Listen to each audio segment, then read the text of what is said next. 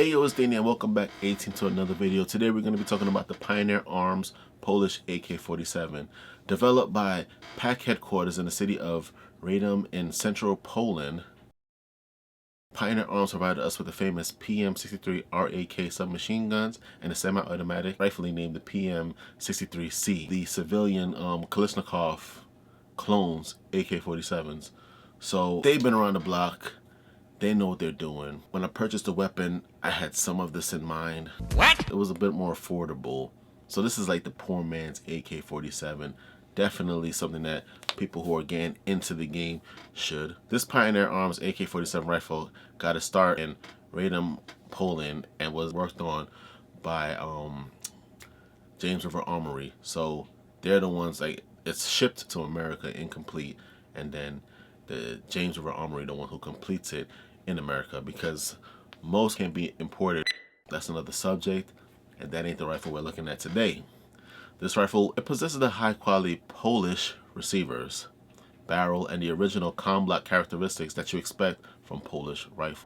Some of the specifications for the Pioneer Arms Polish AK-47 is it was manufactured by Pioneer Arms. The model is the AK-47 rifle. It's a semi-automatic action 7.62 by 39 caliber rifle with a 16-inch barrel. Now you can get different size barrels, 11, 12, 10, it varies. I mean, you can really do whatever you want as long as you got the right paperwork or the right specs to make an SPR or a AK pistol. It's really up to you. The capacity for most magazines stock coming out the box is going to be 30 rounds. You can add more if you want. Purchasing it stock, you're going to get a 30 round magazine. Some come with one, some come with two. If you get a consignment, you might be able to get a better deal. So, you know, keep that in mind. It has a threaded barrel with a 110 twist, and the stock, the butt stock that is polymer. However, you can put a wooden butt stock. You can change it out to the Magpul has one that you can like put has a little compartment, and it sort of resembles a triangle shape that AK buttstocks are known for. Or you can go with the folding stock, also provided by Magpul. I mean, there's other companies you can go with as well, but I'm specifically referring to the Magpul stocks, and they will they'll serve you well. That's what I put on my weapon, and I also removed the rear sights and installed the Strike Industry rail. I'm trying to get the name right. Strike Industry rail mount sights. Right, works pretty well for me. That's what I was firing today, and it seems pretty accurate. But there was a little bit of issues with the actual rifle itself, and I'll get into that a little bit later in the video. What are my first impressions of the Pioneer Arms AK-47, Polish AK-47? Well, I never really bought an AK-47, so I didn't know what I was looking for. When I purchased a weapon, I did what I would normally do, but what I didn't think about is when you get an AR, it don't normally come with like rear sights or sights at all. So you kind of got to get your own sights. So you can kind of, well, you can pick exactly what you're looking for. You could offset them. You could do whatever. Now, you could do that on the AK-47, but it comes with its stock sights. So while I pick up the weapon and I'm looking down the sights, I don't really know if I'm comfortable with these sights because I'm used to purchasing my own sights for my AR. So when I picked up the weapon, I never really noticed that, you know, there might be any issues with the actual weapon and its alignment. But I found out that later. So I ended up, like, you know, having to compensate. And I figured I'm gonna put sights on the rifle anyway, so wasn't like beefing over the fact that it didn't have, or it was a little bit off. You know what I'm saying? So, but I digress. I'm kind of getting ahead in the video because it still bothers me even today, because I was shooting a little bit to the right and I can't help but feel like that wasn't my fault. But when I first saw the rifle, I didn't know what I was looking at. There was a limited amount of AKs to pick from. I think they had an AK-74. Then they had, all of it was consignment, by the way. This was the only brand new one that they had, the Polish Arms, the Polish AK-47. So it was the only one that they had. So when I picked it up, I was like, all right, well, it's brand new, so they're probably I'm probably not gonna have any issues with it. And I didn't.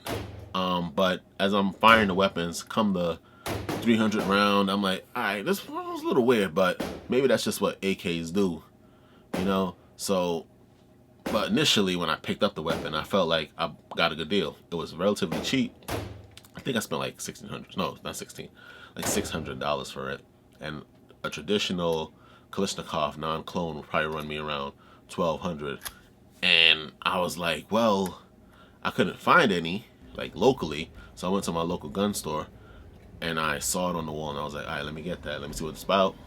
I've been looking for a Draco for a long time, but you know, I was reluctant to buy the regular size Draco, and I ended up like switching to like the NAC Draco, or the NAC 9, which isn't bad. But now I'm starting to think if I do find a regular size Draco, I think the 12.5 or something like that, I definitely pick it up based off my experience with this one, like this particular AK, because it was a good one. So let's get into some of the pros and the cons of the Polish clone, right? So start with pros. It includes sights. Don't need to have a buttstock because you can fire without the buttstock. Can add a lot of accessories. With the folding stock can be compact even with the 16-inch barrel. Accessories for the weapon are affordable, very forgiving with the aiming, easy to clean, and do not require too much maintenance. Now, the negatives for the Polish AK-47 is the trigger varies and can be uncomfortable. On a 16-inch barrel, exposed metal can be dangerous. Need to purchase most modifications because it comes very basic. There might be a twist in the front sights, and there is a twist in the front sight on my Polish AK-47. Little bit disappointed in it, but it didn't really affect my aiming too much. And like I said, I'm going to change the sights in the future, so I wasn't too worried about it. Removing the dust cover can be difficult, especially with the spring. If the spring is a little bit stiff, you might lose some skin on your thumb, whichever thumb you're using, if you do it wrong. I mean, I don't know if there's a right way to do it, but I definitely can say there is a wrong way to do it.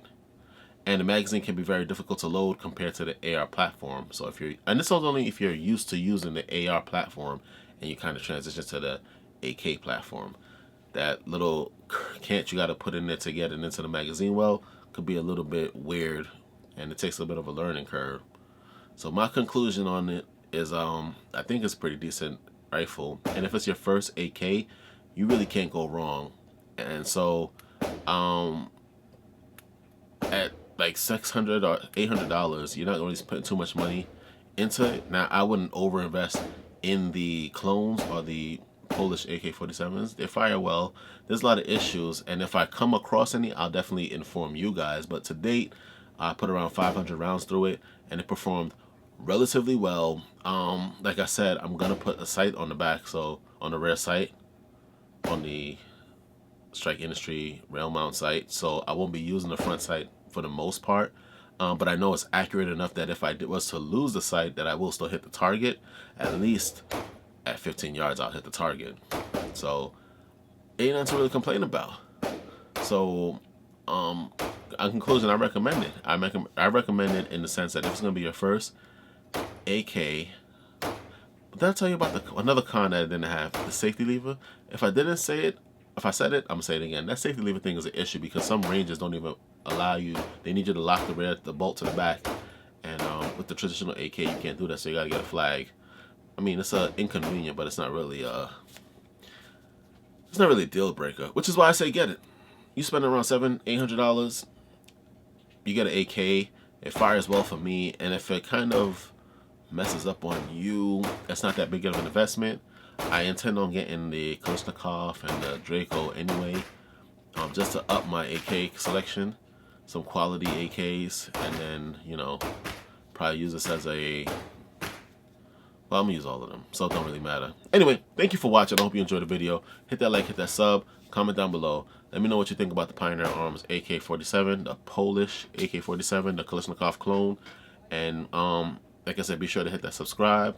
Helps the channel out a lot. Thank you very much. See you in the next video. 118.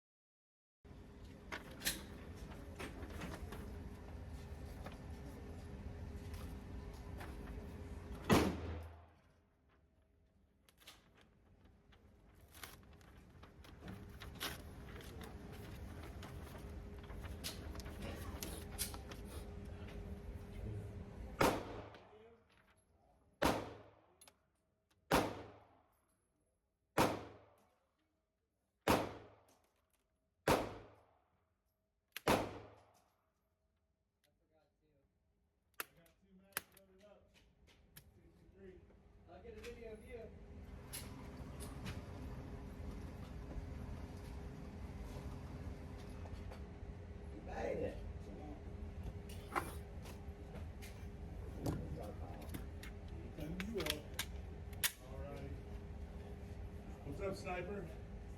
How you doing?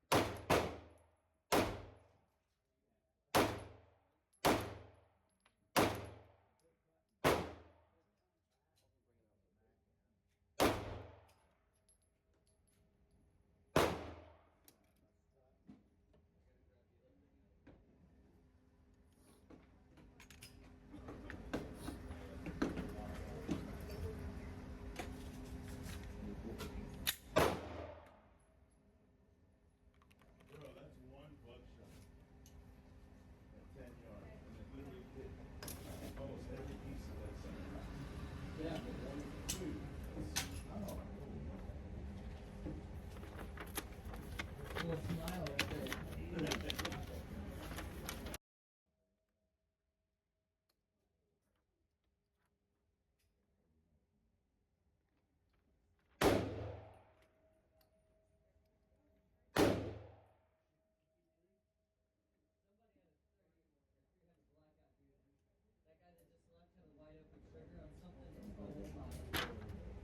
I almost brought the 300 blackout with the ammo.